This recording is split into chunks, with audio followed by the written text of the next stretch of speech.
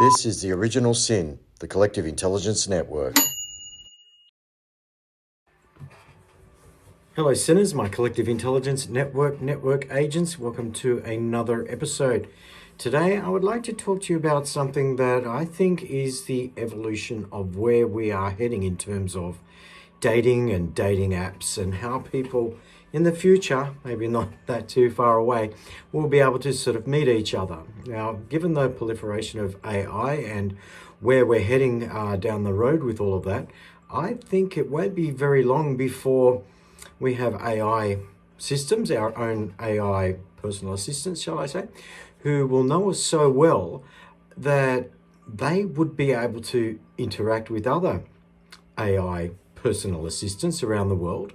And then because individually they would know you so well, they potentially then, with the right algorithm or the right app, potentially be able to then match you to someone who really is someone that you would vibe really well with, in terms of you'd have a lot in common, but not too much.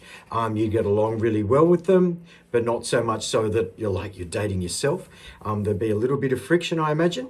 And then also, just to take it another level higher, given they'd also probably know, and this, I guess, as well, is something that would come down to permissions.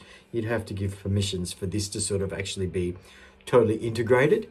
And by that I mean your health data, for example.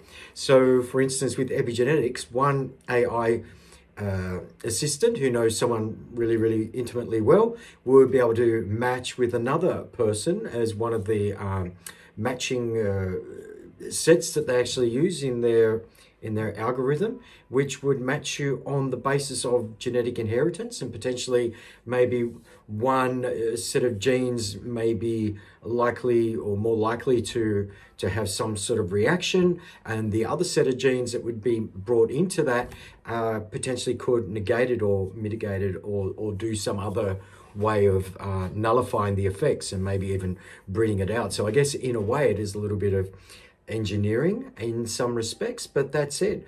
Who wouldn't like to be able to be perfectly matched to pretty much their soulmate? I think that's probably got a lot of things going for it. And then I had someone mention today that how